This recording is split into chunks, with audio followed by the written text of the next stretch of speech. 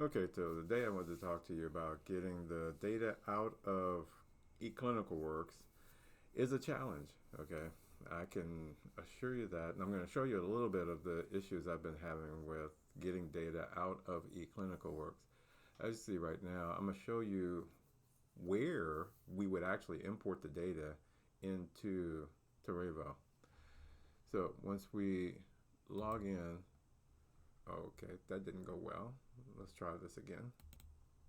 Take two. So let's try it again. We're going to go ahead and log into Derivo. And now we'll be doing this for you. This is an admin look at Derivo. And as you can see, it's a really simpler interface than you're used to with eClinical Works. We'll get to them in just a minute. And here we go. We would go to modules and care coordination. And this is where we're going to import, and this is a tool we use to import your data into Terevo. So what we need to do is get the CCDA files out of eClinical Works. Okay, let me show you a little bit the problems with that. Okay, so as you can see, I'm logged into eClinical Works as the administrator, and I navigated to the data export section of eClinical Works, and then I downloaded this file here, the one with this extremely long number that ends in DGZ. Okay, so it's a zipped file, and this zip file is supposed to contain all of this clinic's uh, patient data, okay, that are wrapped up in the XML CCD export. Okay, and I've done this 3 times already. And every time, as you can see, oh well, 3 more times. See, I got one here, one here, one here. And each one of them are really the exact same size, except for this one. This one's a little bit bigger, but and this one's that same size. So anyway, they're all 29 meg, but okay, here's what happens. When I unzip it, now that says that it contains 4,851 items. Whoa, great. We're ready to go. We're ready to rock. So I jump into this folder, and when I jump into this folder, oh, what do you see? 0 bytes, 0 bytes, 0 bytes, 0 bytes. That means that there's absolutely nothing in that file. It created the file, but it didn't populate it with the patient's data. And I've done this 5 times already. Very frustrating. And I've had the provider reach out to eClinical Works uh, tech support as to what's going wrong. And what they sent me was the list of instructions that I already have on how to download the files. Well, as you can see, this is not going well or as smooth as you would think it would go.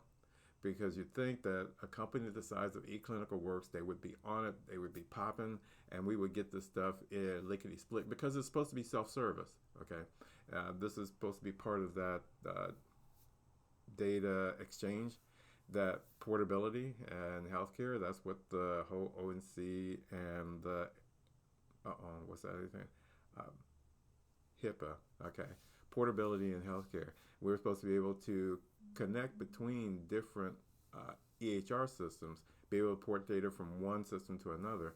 Well, that doesn't always happen. I can tell you that we've tried it for many different systems, and and over again, we run into the same thing where either the data supplied isn't ONC compatible, meaning that the CCDA is not in the standard format that it's supposed to be in. We did our system according to the standards and it was certified. And so when the CCDA comes, it's not always matching what the standard format is supposed to be. I'll probably give you more information than you think, but I think you should know this stuff, that it's not a walk in the park to get your data from eClinical Works into Terevo. So these are some of the obstacles that we can run. Now, can it get done? Yes, but generally we have to bug and engage the eClinical Works tech support in order to get this done. So I wanted to let you know some of the hurdles that can happen. So first hurdle that can happen is that we get in there, I hope it doesn't happen. We get in there, we get to your data export, we schedule it, it gets fulfilled, Those are the 3 steps, because we have to get in, get it scheduled, and get it fulfilled. Once we get it fulfilled, then because it takes another 24 hours for it to fill, because once you get into the data export section, and then you have to put in a request.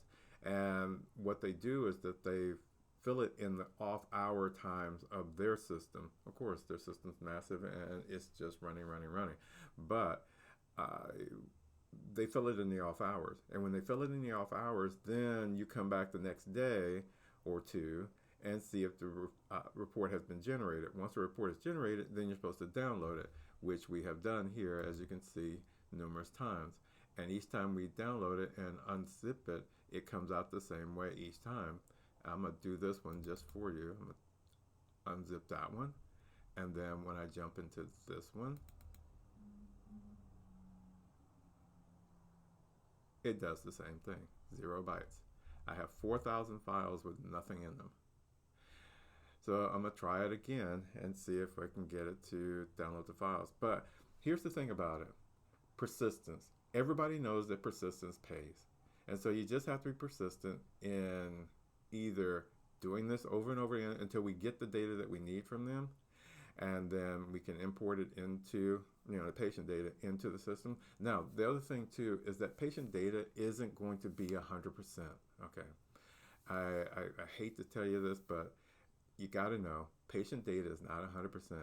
We're going to get a good summary of your patient's chart, and the summary is enough for you guys to move forward in Revo. We'll get as much data as we possibly can. We'll try to get a PDF summary. That is going to have to be generated by the eClinical works. But what we get in the CCDA is a summary of visits, a summary of the patient's conditions, and a summary of the patient's visit history. Okay, that's what the CCDA is to be, a summary.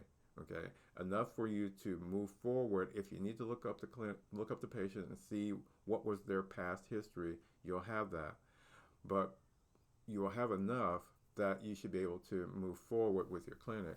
The other thing is that the patient documents that have been uploaded to eClinical Works over the years, okay, that's going to be a massive bring over as well. And so this whole process of porting over the data, porting over the patient's charts should take about a month, okay? Set your expectations properly. It's going to take about a month. It's not something that can happen overnight, because we're going to have to do merges and matching up of records between the systems, because coming out of eClinical Works and going into Revo, the patient's going to get a new record. Now, we'll keep the previous ID of the patient, because that'll go into the external ID of the patient record in Revo. So if I were to go over here and pick up Mickey Mouse has a chart. Oh, if I go here, and when you look in the contacts, there's right here where it says external ID. That external ID will be the ID that we get from eClinical Works. So you'll have a point of reference to the eClinical Work record of the patient from there to Revo, okay? And then we'll match up all the data that we get out of as much as possible, okay?